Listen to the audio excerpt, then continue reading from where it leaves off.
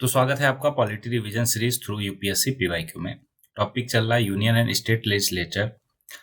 ये particular lecture है part 3 of this topic and overall 19 lecture है।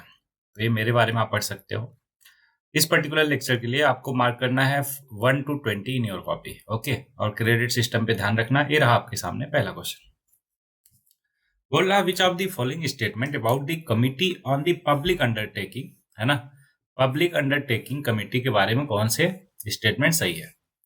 पहला स्टेटमेंट बोला there are more member from the Rajya Sabha than the Lok Sabha in the committee. ध्यान रहे कि मैं क्वेश्चन देखते ही इसको सॉल्व करना स्टार्ट कर देता हूं, दैट्स वाई जैसे ही क्वेश्चन दिखता है आपको पॉज करना है, तुरंत अपना आंसर लिखना है। ओके, चलिए। पहला बोल रहा है कि राज्यसभा से ज्यादा मेंबर होते हैं एज कंपेयर टू लोकसभा, जो कि बिल्कुल गलत है। क्यों? क्योंकि हम जानते हैं पब्लिक अंडरटेकिंग कमेटी में टोटल 22 मेंबर होते हैं, 15 लोकसभा से और 7 राज्यसभा से, राइट। तो इसलिए पहला स्टेटमेंट गलत हो गया। दूसरा, the chairman of the committee is appointed by the speaker of the Lok Sabha. बिल्कुल सही है कि स्पीकर अपॉइंट करता है किसको? चेयरमैन ऑफ दिस कमेटी को। तो ओनली स्टेटमेंट 2 करेक्ट हो जाएगा, इसलिए बी। एक्सप्लेनेशन देख लेते हैं। 22 मेंबर होते हैं, 15 लोकसभा से, 7 राज्यसभा से। बता ही दिया मैंने आपको। चेयरमैन ऑफ कमेटी को speaker of the Lok Sabha appoint करता है और chairman plays a significant role in presiding over the committees meeting, organizing its activities and ensuring effective functioning. Next question रहा आपके सामने। Which one of the following statement is not correct. ध्यान है, not correct हमसे पूछा गया है, ठीक है। 4 स्टेटमेंट है, कौन सा करेक्ट नहीं है ये बताना। A censure motion can be moved against a single minister of council of minister. Okay.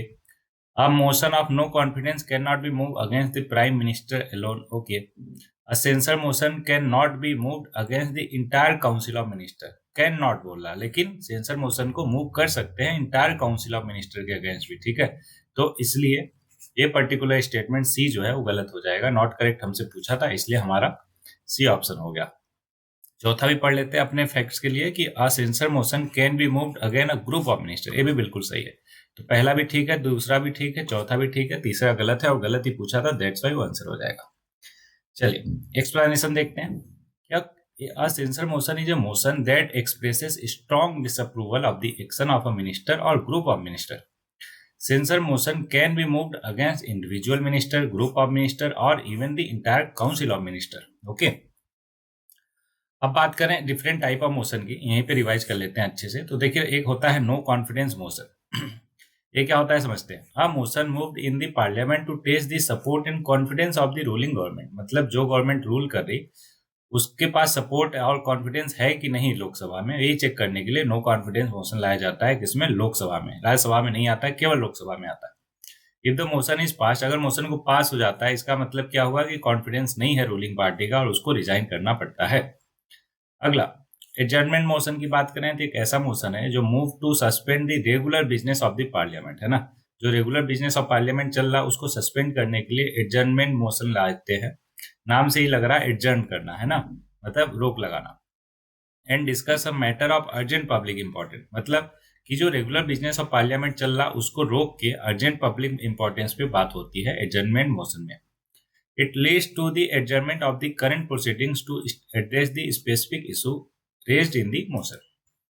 Okay, अगले टाइप का देखते हैं। एक होता है कॉलिंग अटेंशन मोशन। ये क्या होता है समझते हैं। A motion moved by a member of the parliament to bring attention to a urgent matter that required immediate government attention and respond. मतलब कि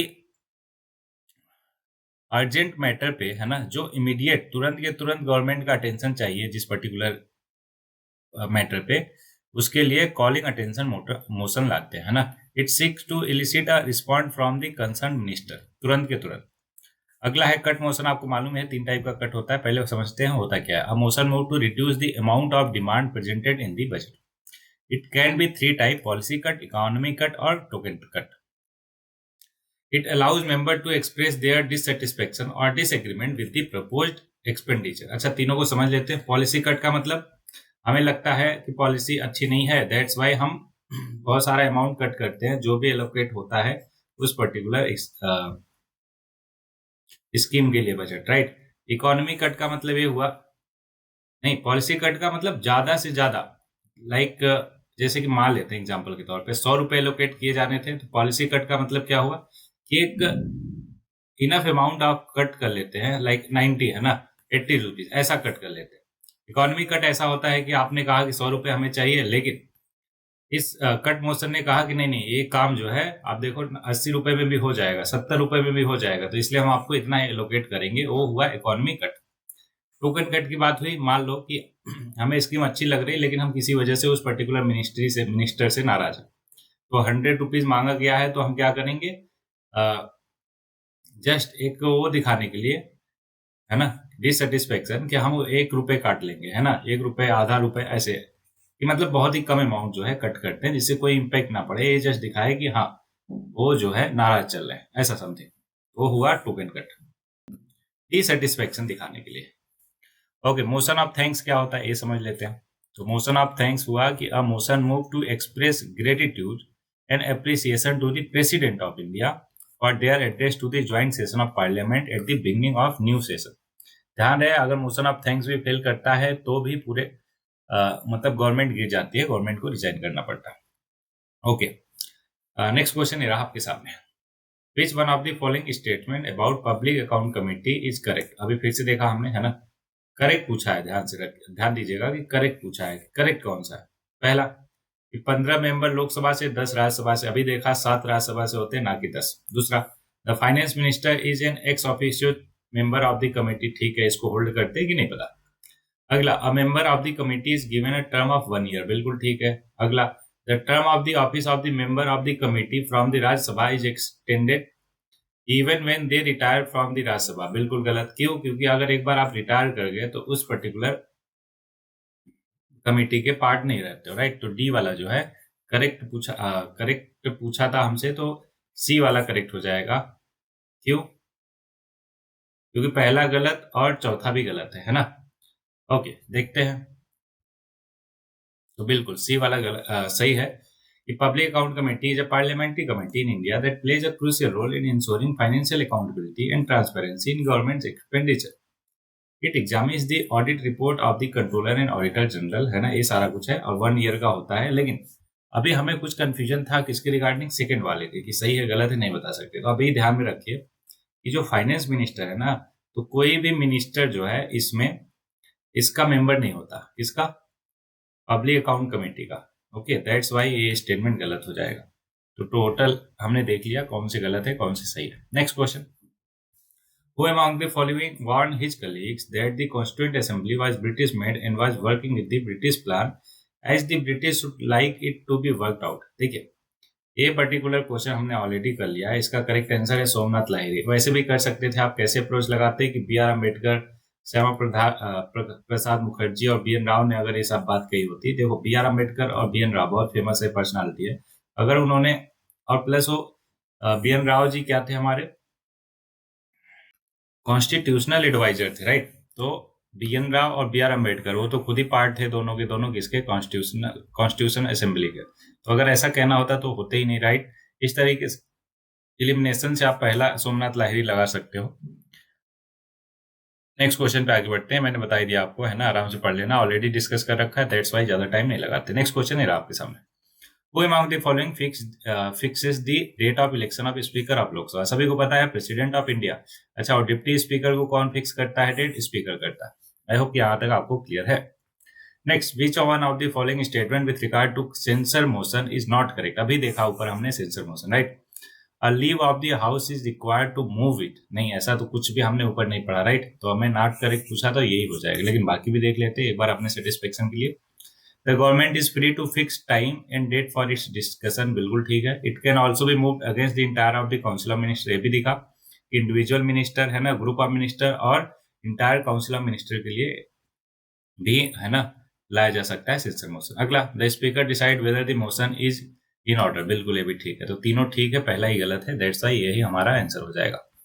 okay, next question, as per the provision of the constitution of the India. ध्यान दें, as per the provision बोला है, constitution of the India, which one of the following is correct. चारों में से correct कौन सा है ये बताना है। पहला बोला, only parliament has the power to legislate over a subject under the concurrent list. ऐसा तो है नहीं, इसलिए तो हमारे पास 3 लिस्ट बना एज पर शेड्यूल 7, है ना, of our Indian constitution. 7th schedule में 3 लिस्ट है, यूनियन लिस्ट, स्टेट लिस्ट और कंकरेंट लिस्ट। यूनियन लिस्ट का मतलब उस पर केवल और केवल यूनियन लॉ बना सकती है, स्टेट वाले में केवल स्टेट और कंकरेंट में दोनों के दोनों लॉ बना सकती है। तो इसलिए पहला स्टेटमेंट गलत हुआ। चौथा भी स्टेटमेंट देखो, ओनली स्टेट बोल रहा, इसलिए वो भी गलत हुआ। तीसरा, both parliament and state legislatures have the power to legislate over a subject under the concurrent list, बिल्कुल सही जवाब है ना। अच्छा, तीसरा गलत क्यों है वो देख लेते हैं। A legislation made under the concurrent list by parliament should be rectified by half of the state, ऐसा तो कुछ है नहीं।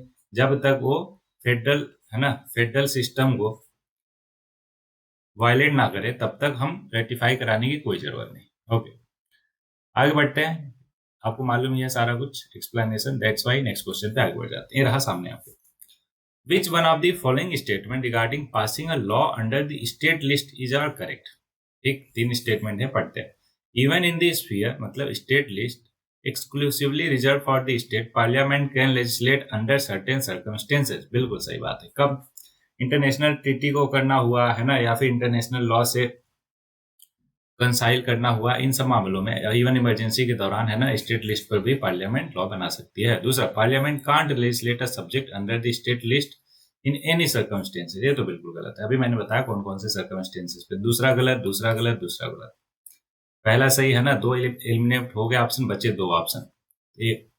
अब तीसरा देखते हैं। अ resolution supported by 2/3 of the members present in voting is required to be passed by the Rajya Sabha to pass a law under the state list, ये बिल्कुल ठीक है कि स्पेशल मेजोरिटी चाहिए होती है 2/3 प्रेजेंट इन वोटिंग। तो C option correct हो जाएगा कि पहला और तीसरा सही है। ओके, आप आराम से पढ़ सकते हो। ऑलरेडी हमने सारा इतनी बार डिस्कस कर लिया है, दैट्स वाई मैं बार बार नहीं बता रहा। आप चाहो तो इसको देख सकते हो कि नेशनल इमरजेंसी है ना, आर्टिकल 250, मतलब नेशनल इमरजेंसी तो आर्टिकल 352 के अकॉर्डिंग लगती है, लेकिन ये बोला कि 250 में ये बोला गया है कि नेशनल इमरजेंसी के दौरान जो पार्लियामेंट है वो स्टेट में स्टेट सब्जेक्ट पे लॉ बना सकती है।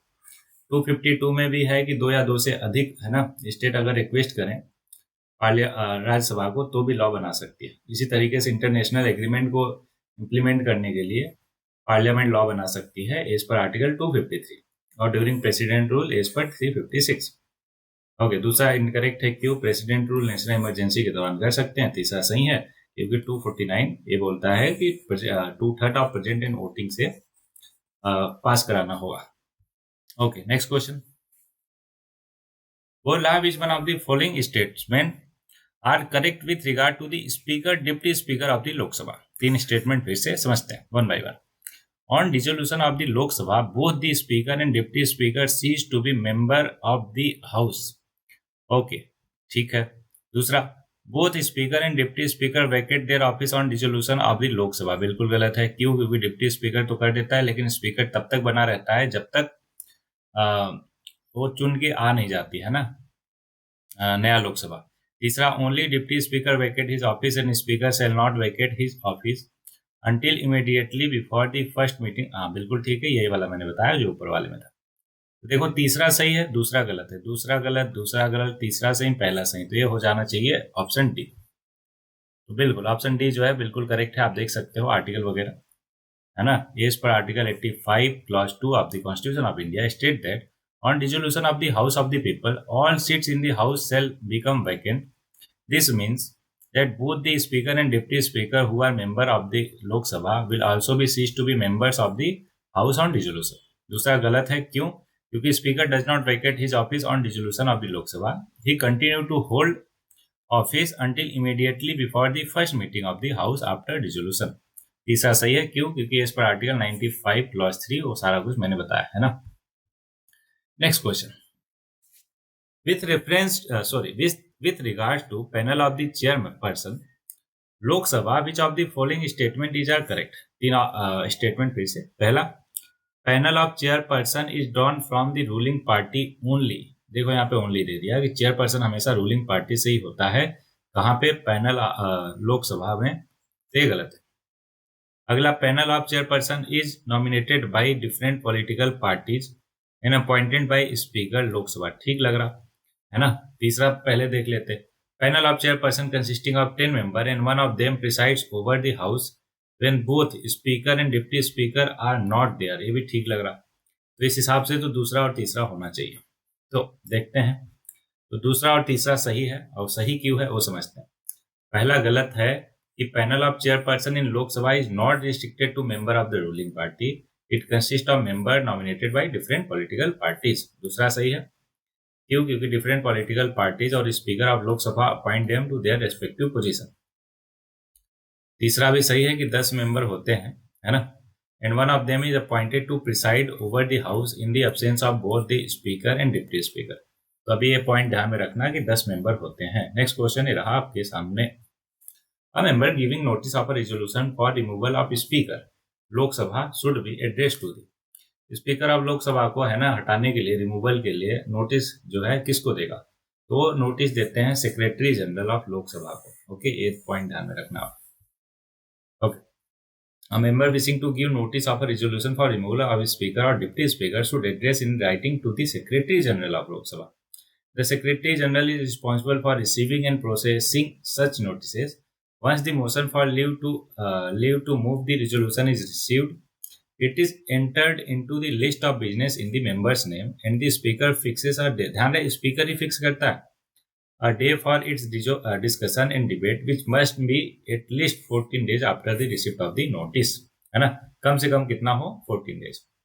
Next question, which one of the following statement regarding public account committee is correct? देखो, पब्लिक अकाउंट कमेटी कितनी बार आ चुका है, राइट, ऊपर भी 2-3 बार देख चुके हैं।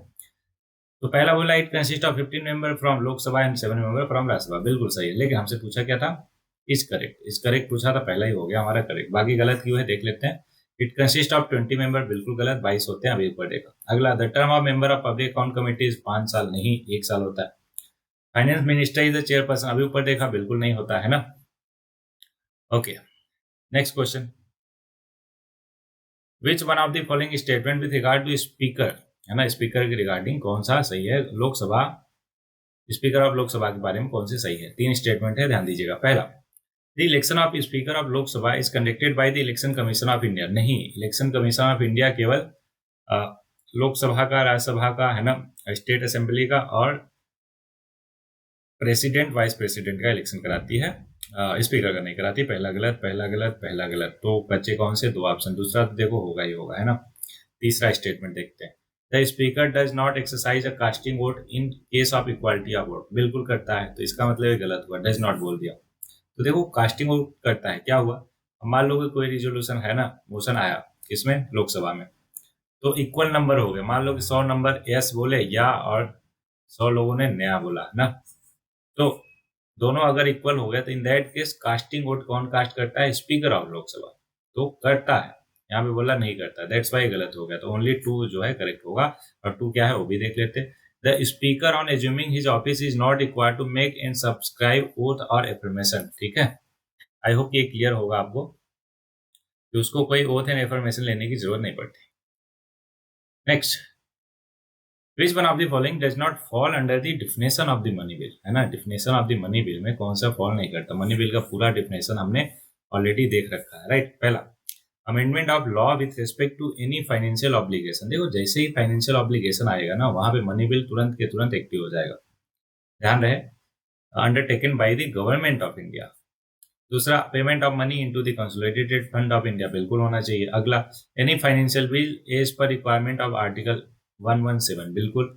अगला, इस पर्टिकुलर को होल्ड पे रखते हैं अभी, क्यों? क्योंकि आर्टिकल 117 बोल दिया फाइनेंशियल बिल। अगला, appropriation of fund money out of the consolidated fund of India, ये भी बिल्कुल है। तो बचा कौन सा? C option. C option definition of money bill में नहीं आता। ऐसा क्यों? अभी देख लेते हैं। क्योंकि फाइनेंशियल बिल देखो 2 टाइप का होता है, टाइप 1 एंड टाइप 2। एक्सप्लेनेशन देख लेते हैं प्रॉपर वे में। Financial bill are a broader category that includes money bill as well as bill that deal with any other financial matters. Financial bills are dealt with article 117 clause 1 and article 117 clause 3। True money bill is a species of financial bill, however not all financial bill are money bill। मतलब कि देखो, सारे financial bill जो है money bill नहीं होते, लेकिन सारे मनी बिल जो है फाइनेंशियल बिल जरूर होते हैं। अब फाइनेंशियल बिल 2 टाइप का होता है, मैंने बताया, फाइनेंशियल बिल टाइप 1 और टाइप 2। तो टाइप 1 क्या हुआ? They are bill that contains matters related to finance including matters beyond the scope of a money bill, article 110। They are introduced in Lok Sabha and require the president's recommendation। Unlike money bills they can be rejected और amended by the Rajya Sabha. ध्यान रहे इसमें राज्यसभा जो है amend कर सकता है या रिजेक्ट भी कर सकता है first type of financial bill को, और इसमें प्रेसिडेंट का रिकमेंडेशन चाहिए होता है। In case of a deadlock a joint sitting can be summoned. Deadlock के टाइम पे ज्वाइंट सिटिंग भी हो सकता है। अब जो सेकेंड टाइप का फाइनेंशियल बिल होता है वो क्या है, ध्यान दीजिएगा।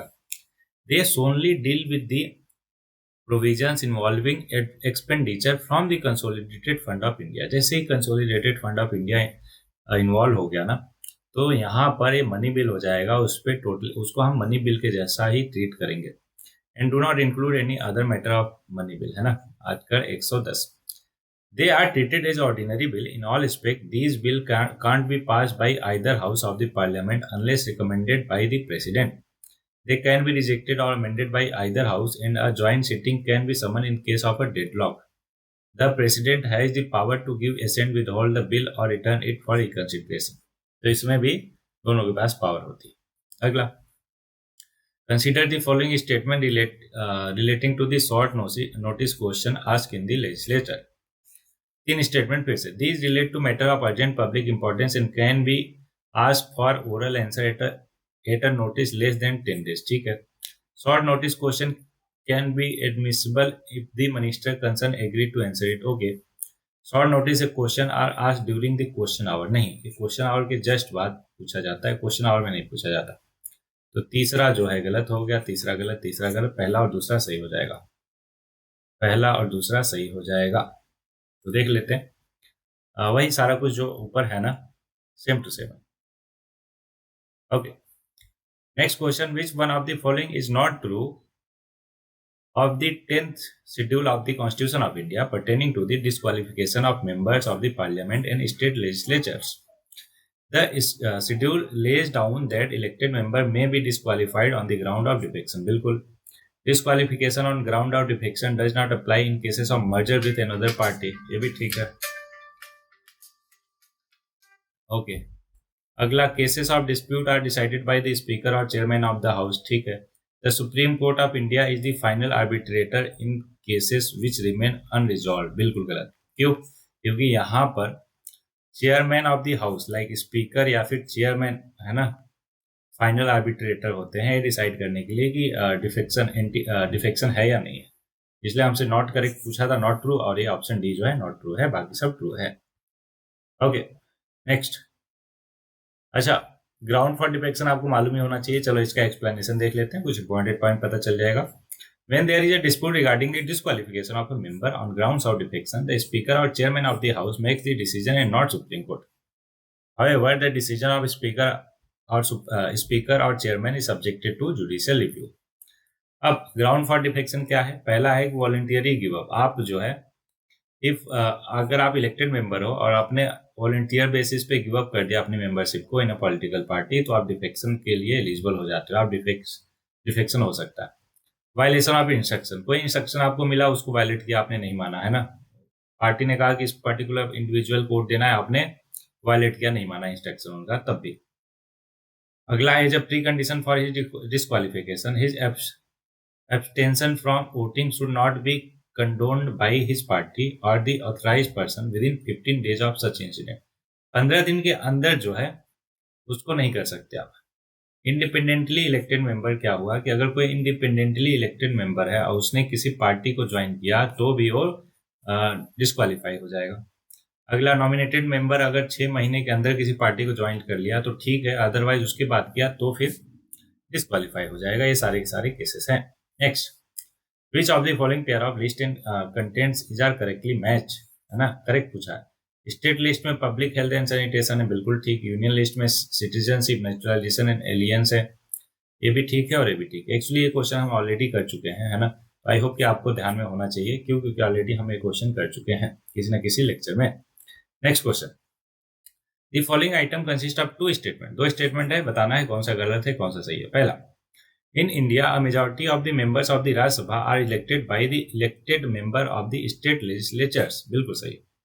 स्टेटमेंट 2 बोला, member of the Rajya Sabha elected by the state legislature assembly need to have their domicile in the concerned state. देखो, जरूरी नहीं, ये बोल रहा है कि जिस पर्टिकुलर स्टेट से वो सिलेक्ट होते हैं, मतलब राज्यसभा चुने जाते हैं उसी वाले स्टेट से वो बिलोंग करने चाहिए, नहीं ये जरूरी कंडीशन नहीं है। तो इसका आंसर कौन सा होगा? सी होगा कि पहला स्टेटमेंट करेक्ट, दूसरा गलत। ठीक, ओके।